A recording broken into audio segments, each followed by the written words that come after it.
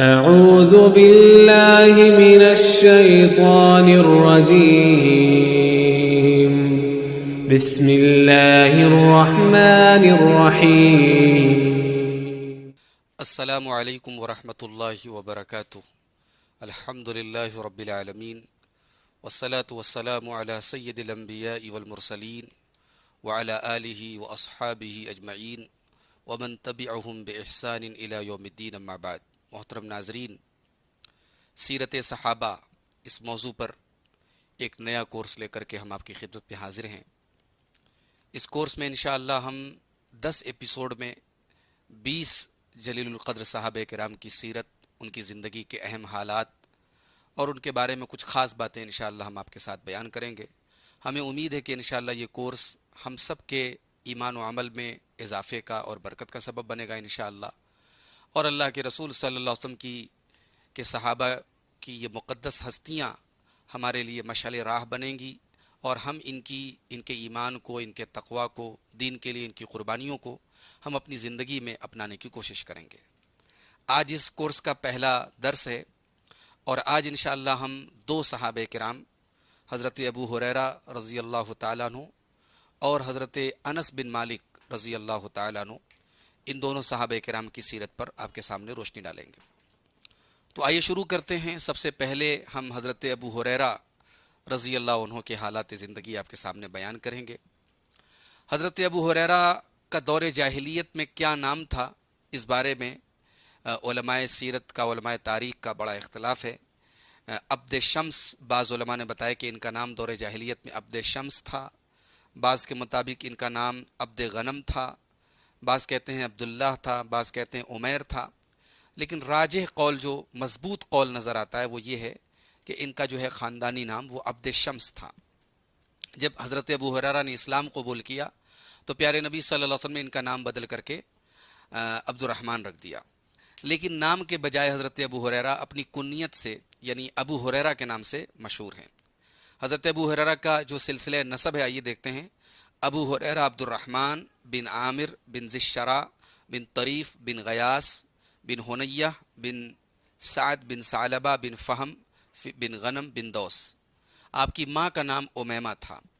آپ کا تعلق جو ہے وہ قبیلہ دوس سے تھا، اور یہ قبیلہ جو تھا عرب کا ایک بہت مشہور قبیلہ تھا، ازد اس کی ایک شاخ تھا، اور یہ لوگ یمن کے ایک علاقے میں رہتے تھے۔ دوس قبیلے کے جو لوگ تھے یہ یمن کے اندر رہتے تھے۔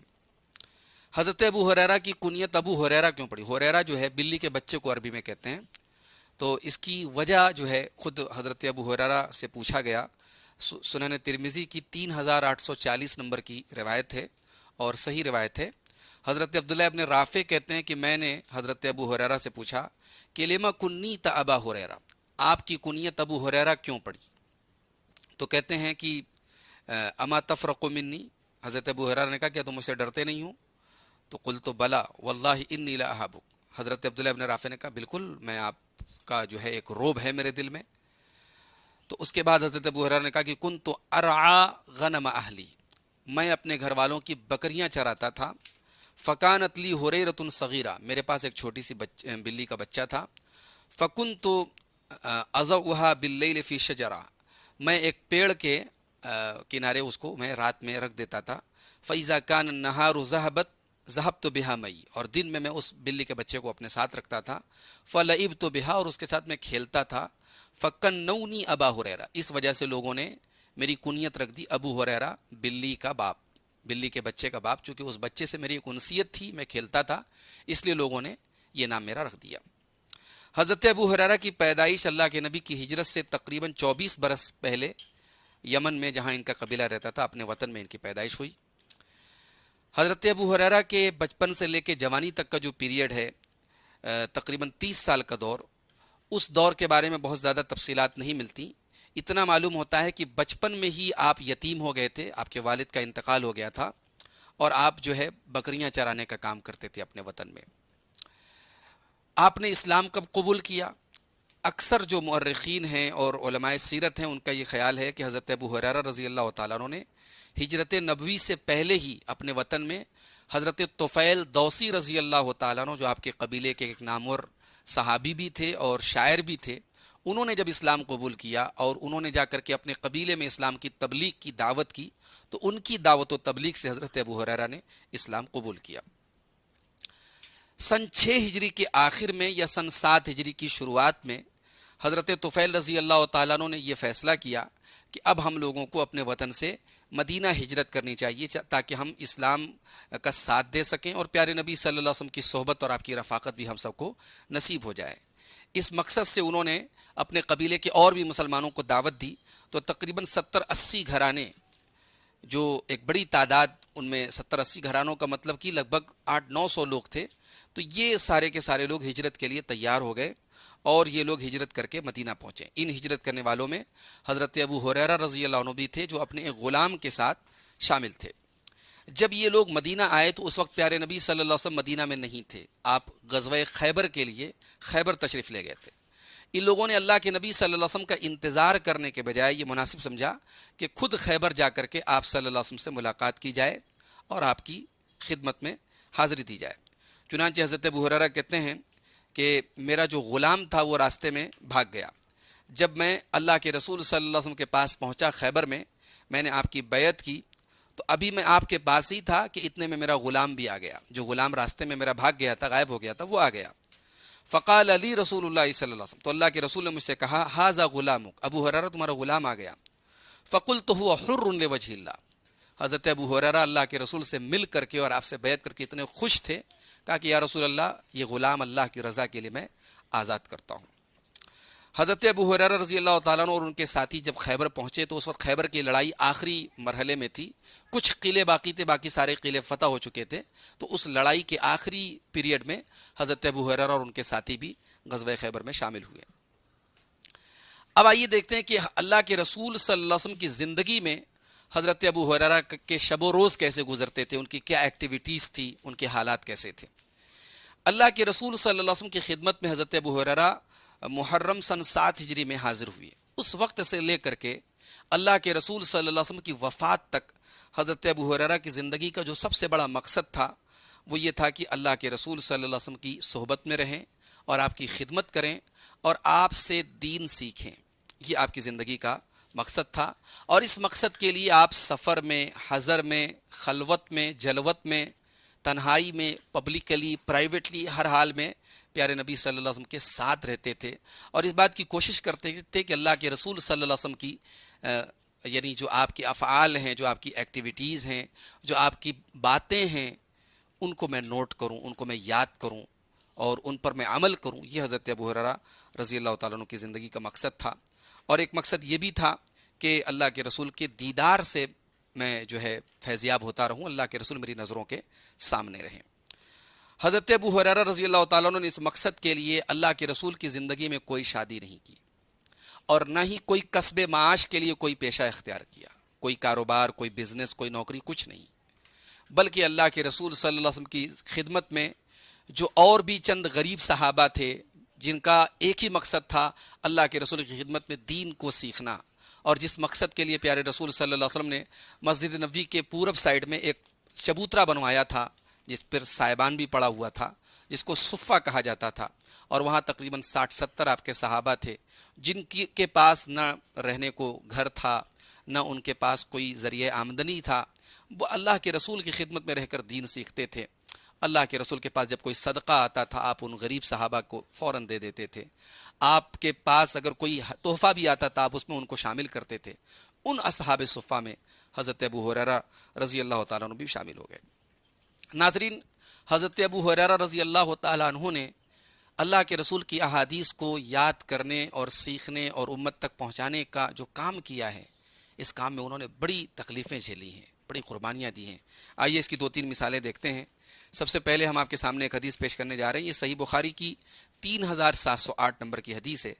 حضرت ابو ہریرہ کہتے ہیں، اچھا آپ ایک بات پر غور کیجئے کہ حضرت ابو ہریرہ سن 7 ہجری میں کے شروعات میں اللہ کے رسول کے پاس آتے ہیں اور تقریباً 4 سال کا پیریڈ اللہ کے رسول کے پاس آپ گزارتے ہیں۔ 4 سال کے پیریڈ میں 5374 جو ہے حدیثیں آپ سے روایت ہیں، بہت بڑا فیگر ہے یہ۔ تو حضرت ابو ہریرہ کی زندگی میں ہی لوگ اعتراض کرتے تھے کہ اتنی حدیثیں ابو ہریرہ نے کیسے یاد کر لی اور کیسے ان کو وہ اتنی حدیثیں بیان کرتے ہیں. چنانچہ وہ صحابہ جو شروع سے اللہ کے رسول کے ساتھ رہتے تھے ان سے اتنی زیادہ حدیثیں مروی نہیں تھی جتنی حضرت ابو ہریرہ روایت کرتے تھے. تو حضرت ابو ہریرہ اس اعتراض کا کیا جواب دیتے تھے، آئیے اس حدیث کی روشنی میں دیکھتے ہیں. کہتے ہیں کہ ان الناس کانوا یقولون اکثر ابو ہریرہ، لوگ کہتے ہیں کہ ابو ہریرہ بہت زیادہ حدیثیں روایت کرتا ہے. وانی کنت الزم رسول اللہ صلی اللہ علیہ وسلم بشبع بطنی، کہتے ہیں کہ میں اللہ کے رسول صلی اللہ علیہ وسلم کی خدمت میں ہر وقت رہتا تھا، میرا پیٹ بس میرے پیٹ میں چند لقمے پہنچ جائیں بس اس کے عوض، یعنی میں زندگی گزار لوں مجھے کھانا مل جائے بس میں اللہ کے رسول کے ساتھ رہتا تھا.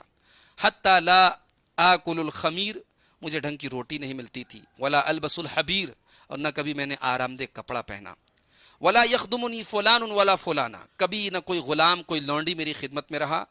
وکنت الصق بطنی بالحسباء من الجوع، کبھی کبھی تو بھوک سے میرا پیٹ زمین پر میں لیٹ جاتا تھا، اتنی تکلیف مجھے بھوک سے ہوتی تھی.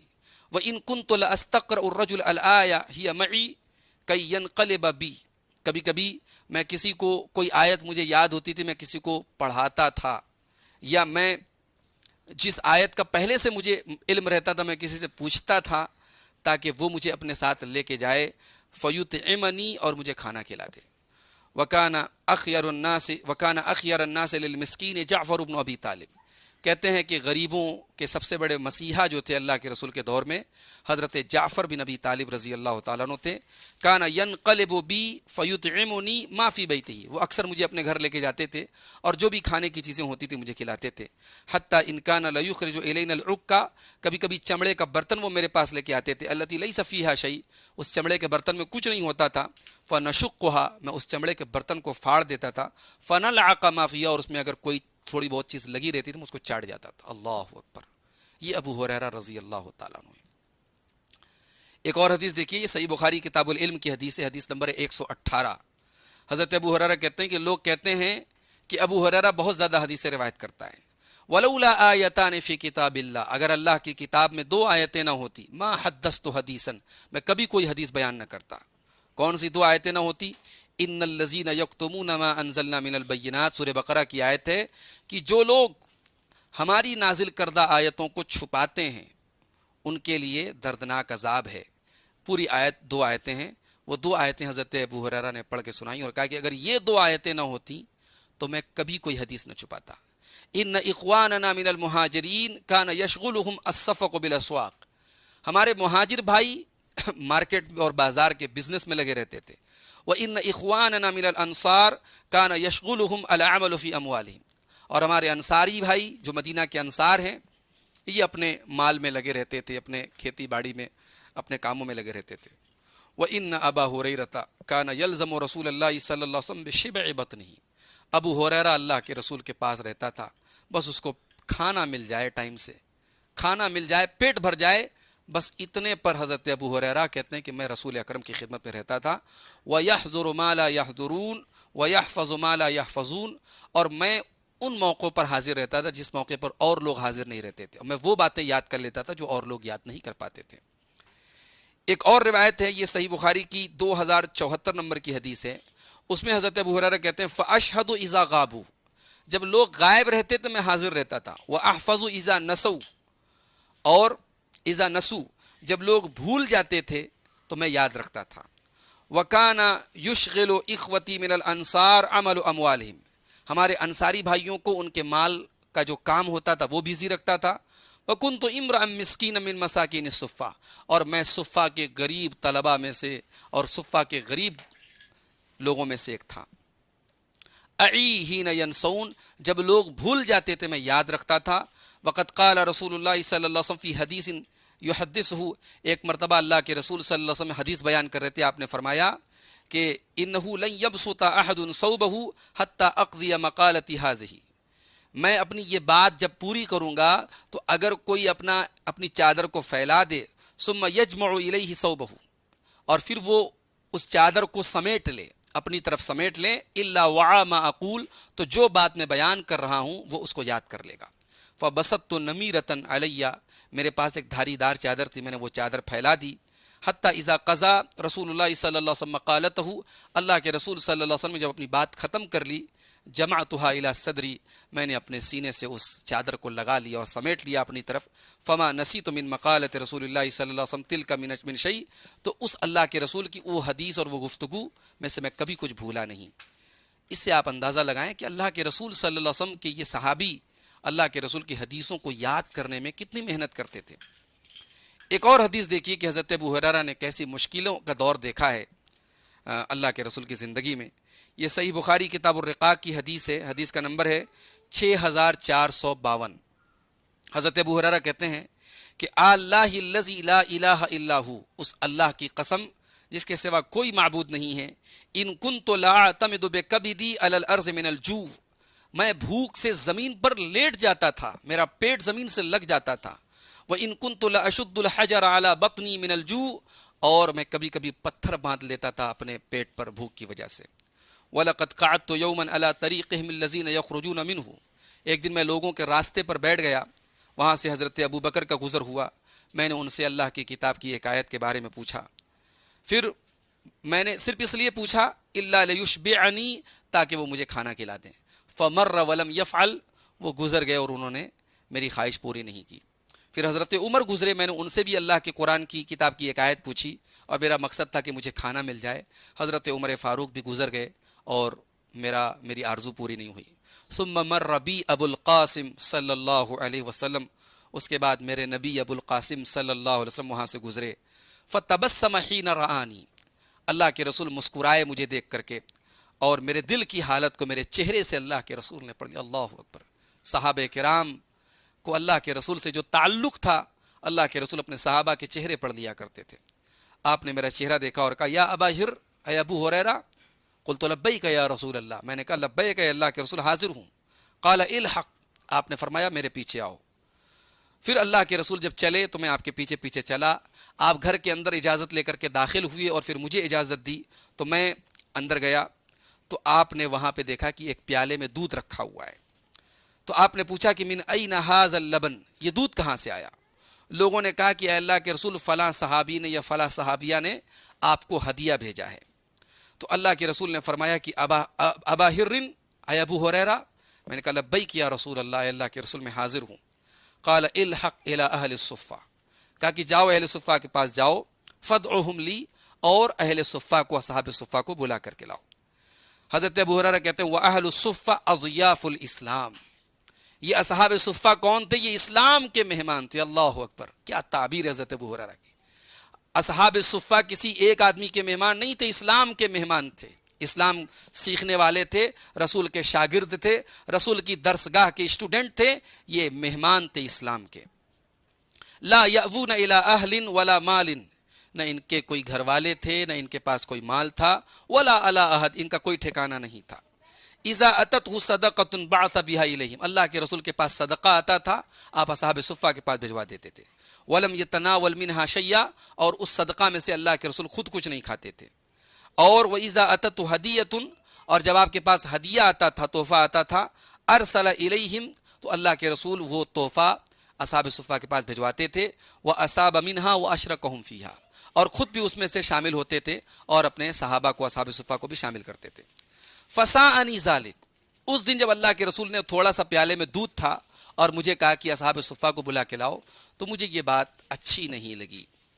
فقلت، تو میں نے اپنے دل میں کہا وما ھذا اللبن فی اہل الصفہ، اتنے سے دودھ سے اصحاب صفہ کا کیا ہوگا؟ کنت احق انا ان اصیب من ھذا اللبن شربۃ اتقوی بها، میں زیادہ حقدار تھا کہ میں اس دودھ میں سے پیوں تاکہ میرے اندر طاقت پیدا ہو، میرے اندر قوت پیدا ہو۔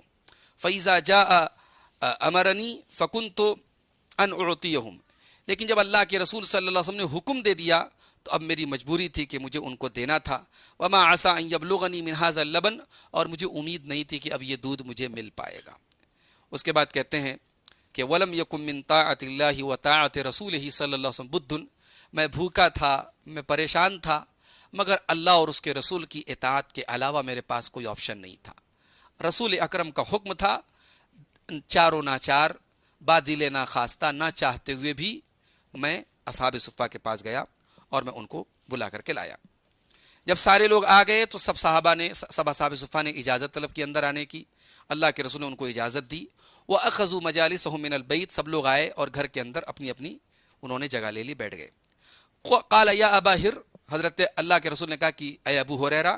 میں نے کہا لبیک یا رسول اللہ، میں نے کہا کہ اے اللہ کے رسول میں حاضر ہوں. قال خذ فاعطهم، اللہ کے رسول نے کہا یہ دودھ کا پیالہ لے لو اور ان کو دو. حضرت ابو ہریرہ کہتے ہیں میں نے پیالے کو لیا. فجعلت اعطيه الرجل، میں ایک آدمی کو وہ دودھ پلاتا. فیشرب، وہ پیتا. حتی یروا، یہاں تک کہ بالکل آسودہ ہو جاتا، سیراب ہو جاتا، پیٹ بھر کے وہ پیتا. اور اس کے بعد پھر مجھے پیالہ وہ دے دیتا، پھر میں اسے اگلے آدمی کو دیتا اور وہ بھی پیٹ بھر کے پیتا. اس طریقے سے سارے اصحاب صفہ نے دودھ پی لیا. حتی انتہیت الی النبی صلی اللہ علیہ وسلم، یہاں تک کہ اب صرف اللہ کے نبی صلی اللہ علیہ وسلم بچے، آپ تک وہ پیالہ پہنچا اور سارے لوگوں نے دودھ پی لیا تھا. تو اللہ کے رسول نے دودھ کا پیالہ لیا اپنے ہاتھوں میں اور اس کے بعد مجھے دیکھا اور مسکرا کے کہا ابا ہر، اے ابو ہریرہ. میں نے کہا لبیک یا رسول اللہ، لبیک اے اللہ کے رسول میں حاضر ہوں. قال بقیت انا وانت، اللہ کے رسول نے کہا کہ ابو ہریرہ اب میں بچا ہوں اور تم بچے ہو. میں نے کہا بالکل اے اللہ کے رسول، صحیح فرمایا آپ نے. آپ نے فرمایا بیٹھ جاؤ ابو ہریرہ اور یہ دودھ پیو. میں بیٹھ گیا اور پینے لگا. اس کے بعد آپ نے کہا اور پیو، میں اور پینے لگا. پھر آپ نے کہا اور پیو، میں اور پینے لگا.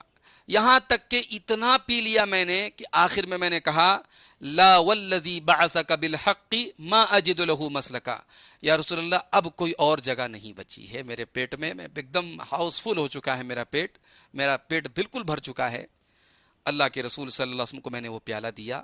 فحمد اللہ وسما، اب اس کے بعد اللہ کے رسول نے اللہ کی حمد بیان کی، الحمدللہ کہا اور بسم اللہ کہا، اور اس کے بعد باقی بچا دودھ آپ نے پیا. یہ اللہ کے رسول کا معجزہ بھی تھا اور اس دودھ میں اللہ کے رسول کی برکت بھی شامل تھی. اور پھر آپ یہ دیکھیں کہ حضرت ابو ہریرہ رضی اللہ تعالیٰ عنہ کے حالات زندگی پر بھی ایک نظر اس حدیث سے ہم ڈال سکتے ہیں کہ کس طریقے سے انہوں نے رسول اکرم کی زندگی میں مشکلات والا دور گزارا ہے.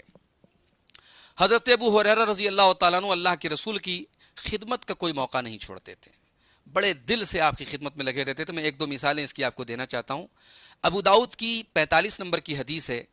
حضرت ابو ہریرہ کہتے ہیں کہ کان النبی صلی اللہ علیہ وسلم اذا اتى الخلاء اتیته بماء فی طور او رکوۃ، اللہ کے رسول کو جب قضائے حاجت کی ضرورت پیش ہوتی تھی، آپ کو بیت الخلاء جانا ہوتا تھا، تو میں کسی برتن میں یا کسی چمڑے کے پیالے میں پانی لے کر کے اللہ کے رسول کے پاس پہنچتا تھا.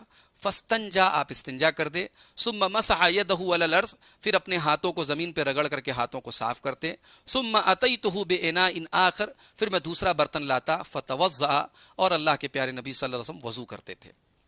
ایک اور حدیث دیکھیے، یہ بھی ابو داؤد کے اندر ہے، 3716 نمبر کی حدیث ہے. کہتے ہیں ان رسول اللہ صلی اللہ علیہ وسلم کان یصوم فتحنیت فطرہ، اللہ کے رسول صلی اللہ علیہ وسلم روزہ رکھتے تھے، نفلی روزہ. تو ایک مرتبہ آپ کے افطاری کا انتظام کرنے کے بارے میں نے سوچا، تو میں نے کھجور کو نبیذ میں، شیرے میں ڈال دیا اور اس کو پھر میں نے صنعتہ فی الدبہ، کدو کے ایک برتن میں نے رکھ دیا. ثم اتیتہ بہ، پھر جب میں افطار کے وقت اللہ کے رسول کے پاس اس کو لے کر کے گیا، فاذا ہوا ینش، تو اس کے اندر تھوڑا نشہ پیدا ہو گیا تھا اور وہ جوش مار رہا تھا. تو اللہ کے رسول نے فرمایا اضرب بہذا الحائط، اے ابو ہریرہ اس کھجور کو اور اس کے شربت کو دیوار پہ مار دو. فإن هذا شراب من لا يؤمن بالله ولا باليوم الآخر، یہ شراب ہے اور یہ وہ پیتا ہے جو اللہ اور یوم آخرت پر ایمان نہ رکھتا ہو. یہ میرے تمہارے لیے جائز نہیں ہے، مومن کے لیے جائز نہیں ہے. اس سے آپ اندازہ لگائیں کہ حضرت ابو ہریرہ رضی اللہ تعالیٰ عنہ اللہ کے نبی کی خدمت میں کس طریقے سے کوئی موقع نہیں چھوڑتے تھے. حضرت ابو ہریرہ تو اسلام لے آئے، لیکن ان کی والدہ بعد میں اسلام لائی تھی. ان کی والدہ کے اسلام قبول کرنے کا واقعہ بھی بڑا دلچسپ ہے. آئیے اس کو ایک حدیث کی روشنی میں دیکھتے ہیں. صحیح مسلم کی 2491 نمبر کی حدیث ہے. حضرت ابو ہریرہ کہتے ہیں کہ کنت ادعو امی الی الاسلام، میں اپنی ماں کو اسلام کی دعوت دیتا تھا اور میری ماں جو تھی وہ مشرکہ تھیں. ایک دن میں نے ان کو اسلام کی دعوت دی تو انہوں نے اللہ کے رسول کے بارے میں کچھ ایسی باتیں کہہ دی ما اکرہ، جو مجھے پسند نہیں تھی. اللہ کے رسول کی شان میں انہوں نے کچھ ایسے جملے کہہ دیے جو مجھے بڑے ناگوار گزرے. تو میں اللہ کے رسول کے پاس آیا، وانا اب کی، میں رو رہا تھا اللہ کے رسول نے فرمایا، میں نے کہا کہ اے اللہ کے رسول، میں نے اپنی ماں کو اسلام کی دعوت دی، اور آج بھی میں نے ان کو اسلام کی دعوت دی، لیکن انہوں نے میری دعوت کو قبول نہیں کیا، بلکہ انہوں نے آپ کے بارے میں کچھ ایسی باتیں کہہ دی ہیں جو مجھے بڑی تکلیف دے گئی ہیں۔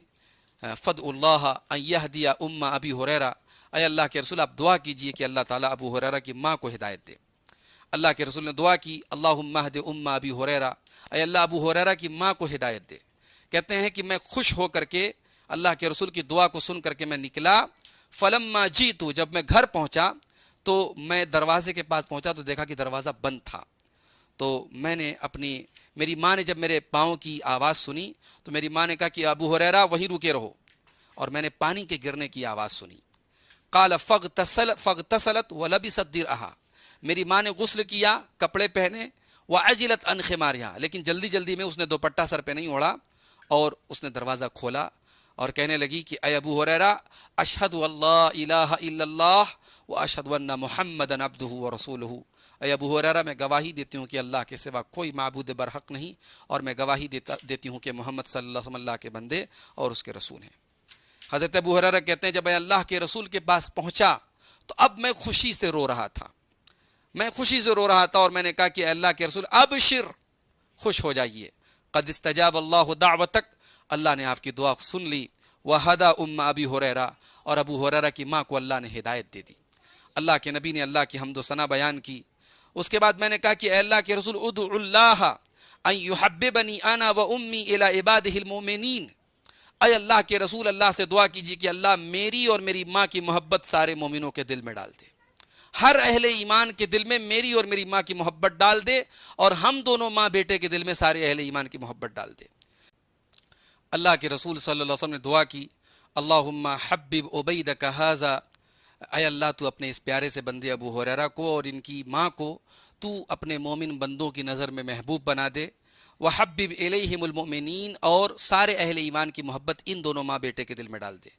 ابو ہریرہ رضی اللہ تعالیٰ عنہ کہتے ہیں فما خلق مؤمن یسمع بی، جو بھی مومن میرے بارے میں سنتا ہے، ولا یرانی، اور مجھے دیکھتا ہے، الا احبنی، وہ مجھ سے ضرور محبت کرتا ہے۔ حضرت ابو ہریرہ تمام اہل ایمان کے محبوب ہیں، اس سیدی سے یہ بھی ثابت ہوتا ہے۔ ناظرین، حضرت ابو ہریرہ رضی اللہ تعالیٰ عنہ اللہ کے رسول کی وفات کے بعد خلفائے راشدین کے دور میں، حضرت ابو بکر، حضرت عمر، حضرت عثمان وغیرہ کے دور میں بھی ان کی جو ایکٹیویٹیز تھیں دین کے لیے قربانی کا جو جذبہ تھا وہ بہرحال برقرار تھا۔ چنانچہ حضرت ابو بکر صدیق رضی اللہ تعالیٰ عنہ کے دور میں مرتدین کے خلاف، جو لوگ مرتد ہو گئے تھے ان کے خلاف جو جنگیں ہوئی تھیں، ان جنگوں میں حضرت ابو ہریرہ شامل ہوئے تھے۔ حضرت عمر فاروق رضی اللہ تعالیٰ عنہ کے دور میں فتح ایران میں آپ شامل ہوئے، اور اسی طریقے سے حضرت عمر نے آپ کو بحرین کا والی بنایا، بحرین کا گورنر بنایا۔ جب آپ وہاں سے واپس مدینہ آئے تو آپ کے پاس 10,000 درہم کی رقم تھی۔ حضرت عمر فاروق رضی اللہ تعالیٰ عنہ اپنے گورنروں کے متعلق بہت سخت تھے اور ان کا بہت حساب لیتے تھے۔ انہوں نے حضرت ابو ہریرہ سے پوچھا کہ یہ رقم آپ کے پاس کہاں سے آئی؟ حضرت ابو ہریرہ نے کہا کہ میرے پاس کچھ گھوڑیاں تھیں، ان کے بچے پیدا ہوئے، ان کو بیچ کر کے، اور کچھ میرے غلام نے مجھے کما کر کے لا کے دیا، اور کچھ میں نے اپنی تنخواہوں سے بچایا۔ حضرت عمر رضی اللہ تعالیٰ عنہ نے تحقیق کرائی تو حضرت ابو ہریرہ کی بات ان کو صحیح پتہ لگی کہ حضرت ابو ہریرہ نے بالکل صحیح بات کہی ہے۔ اس واقعے کے کچھ عرصے کے بعد حضرت عمر نے ایک مرتبہ پھر حضرت ابو ہریرہ کو بحرین کی امارت پر بھیجنا چاہا، ان کو بحرین کا گورنر بنانا چاہا، تو حضرت ابو ہریرہ نے یہ ذمہ داری قبول کرنے سے انکار کر دیا۔ حضرت عمر نے کہا کہ تکرہ العمل وقد طلب العمل من هو خیر منک، آپ ذمہ داری سے بھاگ رہے ہیں جبکہ آپ سے بہتر شخص نے ذمہ داری مانگی تھی۔ تو ابو ہریرہ نے کہا کہ کس نے مانگی تھی؟ کہا کہ حضرت یوسف نے مانگی تھی، بادشاہ سے کہا تھا مجھے مصر کے خزانوں کا مالک بنا دو، تو تم سے بہتر تھے، نبی تھے حضرت یوسف، انہوں نے ذمہ داری کو مانگا اور میں ذمہ داری دے رہا ہوں، تم قبول نہیں کر رہے ہو۔ تو حضرت ابو ہریرہ نے کتنا پیارا جواب دیا۔ یہ حافظ ابن حجر الاصابہ میں نقل کرتے ہیں، جلد نمبر 7 صفحہ نمبر 442 پر، کہ حضرت ابو ہریرہ نے کہا کہ امیر المومنین یوسف اللہ کے نبی تھے اور نبی کے بیٹے تھے، اور میں ابو ہریرہ ہوں، میں امیمہ کا بیٹا ہوں، میں ایک عام عورت کا بچہ ہوں، اور مجھے 3 باتوں کا ڈر ہے۔ ان اقول بغیر علم، میں 3 باتوں سے بہت ڈرتا ہوں۔ پہلی بات یہ کہ میں بغیر علم کے کوئی بات بولوں، اللہ اکبر، ابو ہریرہ رسول اکرم کی حدیثوں کا سب سے بڑا حافظ، کہتے ہیں میں ایک بات سے تین باتوں سے ڈرتا ہوں، اس میں سے ایک بات یہ ہے کہ میں بغیر علم کے کوئی بات بولوں، وَأَقْضِي بِغَيْرِ حُکْمٍ، اور میں بغیر صحیح فیصلہ جو ہے میں نہ کر سکوں، میں فیصلہ ایسا کروں جو صحیح نہ ہو، او یضرب بظہری، اور تیسرا مجھے ڈر یہ ہوتا ہے کہ میری پیٹھ پر کوڑا پڑے کبھی، او یشتم عرضی، یا میری آبرو پر حملہ ہو، وینزع مالی، اور میرا مال چھین لیا جائے، ایسا کوئی کام مجھ سے سرزد نہ ہو جائے کہ میری پیٹھ پر کوڑے برسیں، میری عزت و آبرو چلی جائے، میرا مال چلا جائے۔ میں تین باتوں سے بہت ڈرتا ہوں، اس لیے اے امیر المومنین یہ ذمہ داری میں قبول نہیں کر سکتا، انکار کر دیا۔ حضرت ابو ہریرہ رضی اللہ تعالیٰ عنہ نے اس کے بعد اپنی زندگی کا مقصد بنا لیا علم حدیث کی خدمت، اور کیوں نہ ہو، علم حدیث کی محبت اور طلب جو حضرت ابو ہریرہ کے اندر تھی، اس کا تو اعتراف خود پیارے رسول صلی اللہ علیہ وسلم نے کیا ہے۔ چنانچہ صحیح بخاری کی 99 نمبر کی حدیث ہے کتاب العلم کے اندر، حضرت ابو ہریرہ کہتے ہیں کہ میں نے اللہ کے رسول سے سوال کیا کہ اے اللہ کے رسول، وہ کون انسان ہے جس کو قیامت کے دن آپ کی شفاعت ملے گی؟ تو کہتے ہیں حضرت ابو ہریرہ کہ اللہ کے رسول نے کہا کہ لقد ظننت یا ابا ہریرہ ان لا يسألنی عن هذا الحدیث احد اول منک، اے ابو ہریرہ مجھے یقین تھا کہ یہ سوال تم سے پہلے کوئی نہیں کرے گا، لما رأیت من حرصک علی الحدیث، کیونکہ میں دیکھتا ہوں کہ تمہارے اندر حدیث رسول کو سیکھنے کی تڑپ ہے، طلب ہے، آرزو ہے۔ اس کے بعد اللہ کے رسول نے جواب دیا کہ قیامت کے دن وہ خوش نصیب جس کو میری شفاعت ملے گی، من قال لا الہ الا اللہ من قلبہ او نفسہ، جو دل سے لا الہ الا اللہ کہے، اخلاص سے لا الہ الا اللہ کہے، توحید پر قائم رہے، اس کو میری شفاعت نصیب ہوگی۔ تو اس حدیث سے آپ اندازہ لگا سکتے ہیں کہ حضرت ابو ہریرہ کو علم حدیث سے کیسا تعلق تھا۔ چنانچہ زیاد ابن مینا کہتے ہیں کہ کان ابن عباس و ابن عمر و ابو سعید و ابو ہریرہ، اللہ کے رسول کے صحابہ میں عبداللہ ابن عباس، عبداللہ ابن عمر، ابو سعید خدری اور ابو ہریرہ اور حضرت جابر، ما اشباہ لہم، اور ان جیسے کچھ اور صحابہ، یفتون بالمدینہ، ان کا کام کیا تھا؟ مدینہ کے اندر یہ لوگ فتویٰ دیتے تھے، وَيُحَدِّثُونَ عَنْ رَسُولِ اللَّهِ صلی اللہ علیہ وسلم من لدن توفی عثمان الى ان توفوا، حضرت عثمان غنی کی وفات کے بعد سے لے کر کے ان لوگوں نے اپنی زندگی تک کا مقصد صرف ایک بنایا تھا، یہ اور جنگوں میں، لڑائیوں میں نہیں شامل ہوئے جو حضرت عثمان غنی کے بعد مسلمانوں میں جو آپس میں خانہ جنگیاں ہوئیں، جنگ جمل ہوئی، جنگ صفین ہوئی، ان لڑائیوں سے یہ لوگ دور رہے، اور ان کی زندگی کا مقصد تھا لوگوں کی دینی رہنمائی کرنا، حدیث بیان کرنا، فتویٰ دینا، یہی ان کی زندگی کا مشن تھا۔ حضرت عثمان غنی کو جب باغیوں نے گھیرا تھا، ان کا محاصرہ کیا تھا، حضرت عثمان غنی کا ڈیفنس کرنے والوں میں حضرت ابو ہریرہ بھی شامل تھے، لیکن بعد میں جب حضرت عثمان غنی شہید ہو گئے تو حضرت علی رضی اللہ تعالیٰ عنہ کے دور میں جو خانہ جنگیاں ہوئیں، ان جنگوں میں حضرت ابو ہریرہ شامل نہیں ہوئی اور ان سے دور دور رہے۔ حضرت ابو ہریرہ کی اگر ہم وفات کی بات کریں، وفات کی تاریخ میں بھی اختلاف ہے، ایک روایت کے مطابق سن 57 میں، ایک کے مطابق 58 میں، اور ایک کے مطابق 59 میں، سن 59 ہجری میں آپ کا انتقال ہوا۔ وفات سے پہلے آپ نے وصیت کی، اذا مت فلا تنوحوا علیہ، میری موت کے بعد میرے اوپر کوئی نوحہ نہیں کرے گا، ولا تضربوا علیہ فستاتا، میری قبر پہ کوئی خیمہ نہیں بنایا جائے گا، ولا تتبعونی بمجمرۃ، اور کوئی دھونی وغیرہ میرے پیچھے لے کر کے نہیں جائے گا، واسرعوا بی، میرا جنازہ جلدی جلدی لے کر کے جانا۔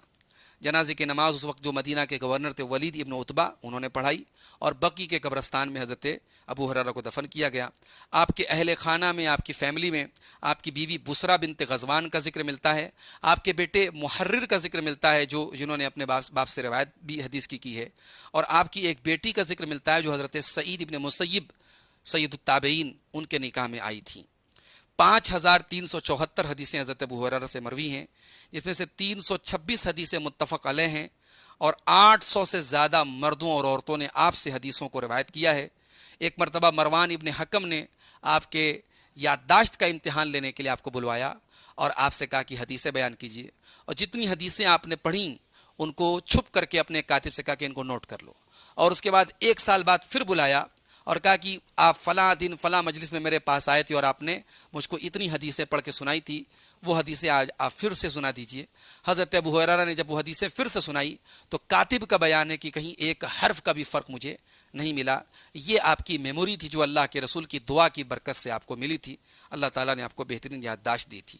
چنانچہ امام شافعی کہتے ہیں کہ ابو ہریرہ احفظ من روى الحدیث فی دہرہ، اپنے دور میں حدیثوں کو روایت کرنے والوں میں سب سے بڑے حافظ حدیث حضرت ابو ہریرہ ہیں۔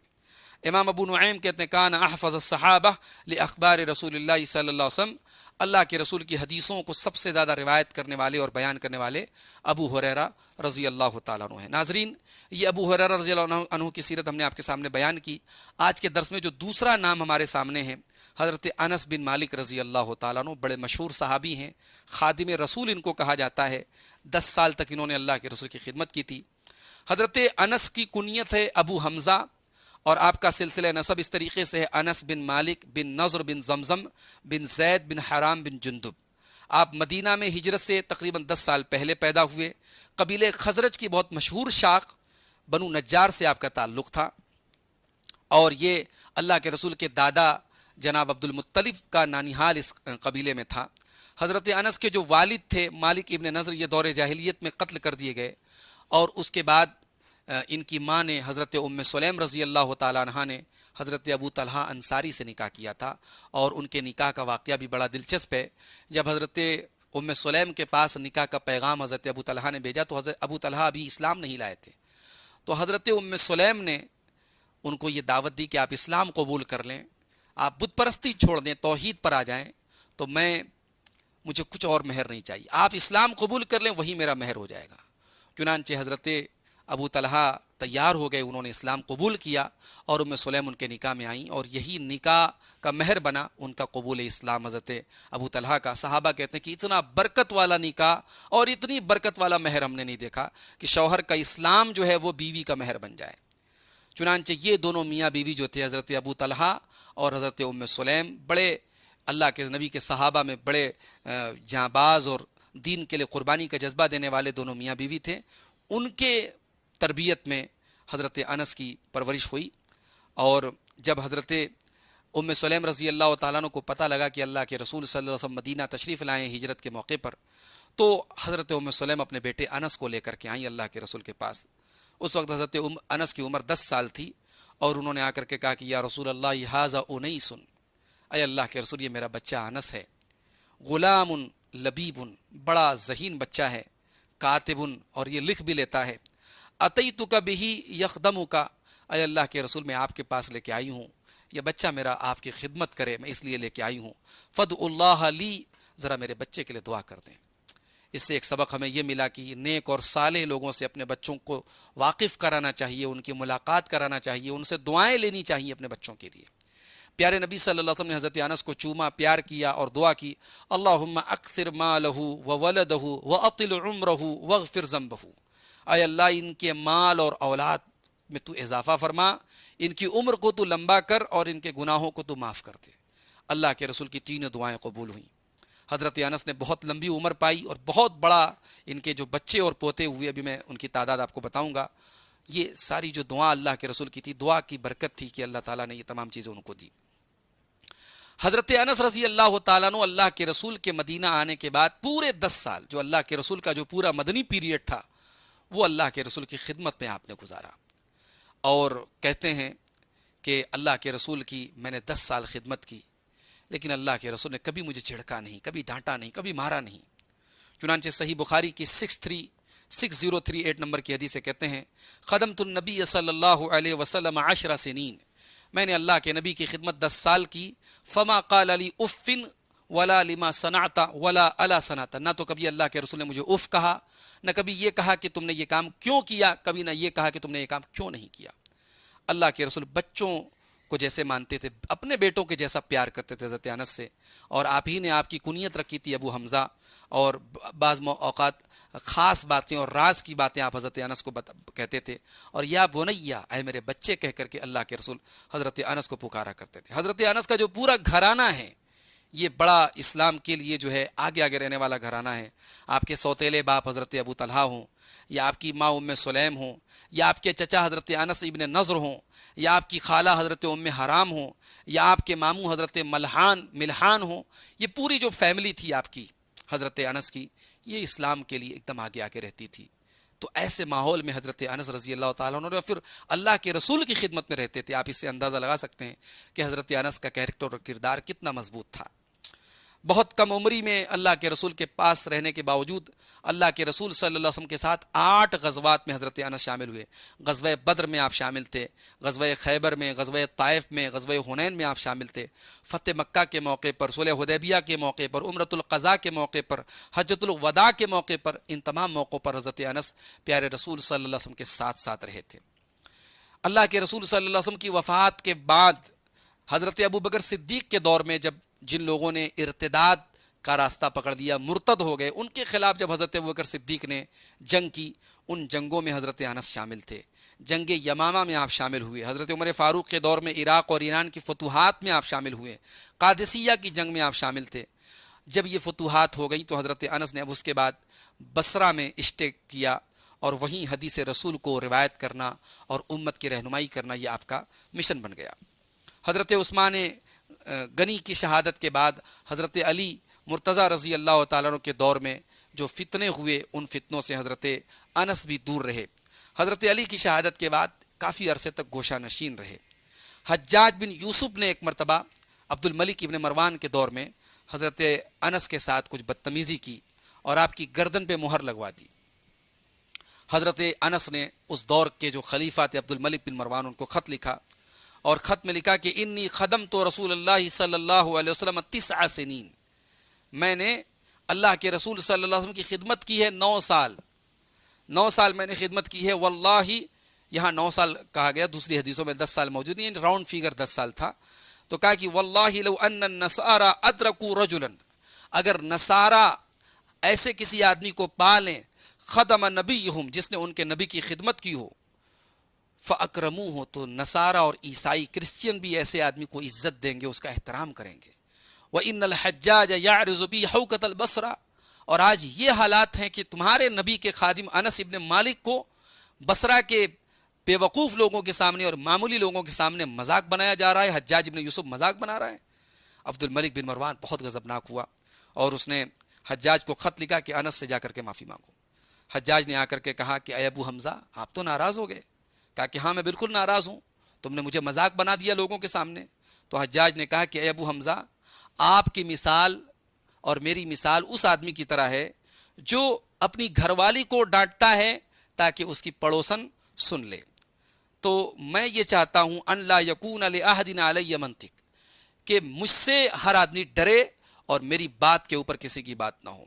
اردت ان یعلم اہل العراق، میرا مقصد یہ تھا کہ اگر عراق والوں کو یہ پتہ چل جائے کہ آپ جیسا انسان جس کا اتنا بڑا پریوار، اتنے سارے بچے ہیں اور اتنا اونچا مقام ہے، اگر آپ کو میں ڈانٹ ڈپٹ سکتا ہوں تو انی الیہم بالعقوبۃ اوسع، تو میں ان کو سزا دے سکتا ہوں، عراق کے لوگوں کی بدتمیزیوں کو میں ان کو سبق سکھا سکتا ہوں، تو میں نے اس لیے یہ ڈرامہ کیا تھا، مجھے معاف کر دیں۔ اس طریقے سے حجاج بن یوسف نے معذرت بہرحال کی، لیکن حضرت انس رضی اللہ تعالیٰ عنہ حجاج بن یوسف کے دور تک موجود تھے۔ سن 93 ہجری میں، کافی لمبی عمر حضرت انس نے پائی، 93 ہجری میں آپ بیمار ہوئے۔ اس وقت 103 سال آپ کی عمر تھی۔ گھر والوں نے آپ کو کے علاج اور معالجے کی بہت کوشش کی، مگر آپ کی وفات کا وقت آ چکا تھا۔ اس وقت روئے زمین پر صرف ایک صحابی بچے تھے، ابو الطفیل، لیکن آپ کے علاوہ صرف ایک صحابی بچے تھے۔ آپ سب سے لمبی عمر پانے والے صحابی تھے حضرت انس رضی اللہ تعالیٰ عنہ، نہایت کثیر الاولاد تھے۔ اللہ کے رسول کی دعا کا اثر تھا، آپ کے بیٹے پوتے سب ملا کر 100 سے زیادہ تھے جن کو آپ نے اپنی زندگی میں دیکھا تھا۔ جنازے کی نماز آپ کی حضرت محمد ابن سیرین نے، یا ایک روایت کے مطابق قطن بن مدرک کلابی نے آپ کی جنازے کی نماز پڑھائی۔ اللہ کے رسول صلی اللہ علیہ وسلم کے یہ صحابی اللہ کی عبادت اور ریاضت میں بھی بہت آگے رہتے تھے اور اللہ کے رسول کی نماز کی کاپی کرتے تھے، اللہ کے رسول کے جیسی نماز پڑھتے تھے۔ چنانچہ حضرت ابو ہریرہ کہتے ہیں کہ ما رأیت احدا اشبہ بصلاۃ رسول اللہ صلی اللہ علیہ وسلم من ابن ام سلیم، میں نے ام سلیم کے بیٹے سے زیادہ اللہ کے رسول صلی اللہ علیہ وسلم کے جیسی نماز پڑھتے ہوئے کسی کو نہیں دیکھا۔ حضرت انس ابن سیرین کہتے ہیں کان انس ابن مالک احسن الناس صلاۃ فی الحضر والسفر، حضرت انس ابن مالک سفر ہو چاہے حضر ہو سب سے اچھی نماز پڑھتے تھے، سب سے پیاری نماز پڑھتے تھے۔ آپ کے پوتے حضرت ثمامہ ابن عبداللہ کہتے ہیں کان انس یصلی، میرے دادا انس جب نماز پڑھتے تھے حتی تفطر قدماہ دمن، کبھی کبھی اتنی دیر تک آپ نماز پڑھتے تھے کہ آپ کے پیروں سے خون رسنے لگتا تھا. مما یطیل القیام، آپ کے لمبے قیام کی وجہ سے. عبادت گزار تھے، اللہ کے رسول کے خادم تھے، اللہ کے رسول کے محبوب تھے. بہت اونچی شخصیت تھی حضرت انس بن مالک کی. 1286 حدیثوں کے آپ راوی ہیں. اللہ کی رحمتیں ہوں آپ کے اوپر، اللہ آپ سے راضی ہو. ناظرین، ہمارا یہ سیرت صحابہ کا سلسلہ چلتا رہے گا. آج اس کی پہلی کڑی تھی. میں نے مختصراً آپ کے سامنے حضرت ابو ہریرہ اور حضرت انس بن مالک کے حالات آپ کے سامنے بیان کیے ہیں. اللہ سے دعا ہے رب العالمین ان دونوں صحابہ کرام کی جو سیرت ہم نے پڑھی ہے اس کو سمجھنے کی اور اس پر عمل کرنے کی ہم سب کو توفیق عطا فرمائے. صحابہ کرام سے سچی محبت کرنے کی اور انہیں اپنی زندگی میں مشعل راہ بنانے کی توفیق عطا فرمائے. آمین. والسلام علیکم ورحمۃ اللہ وبرکاتہ.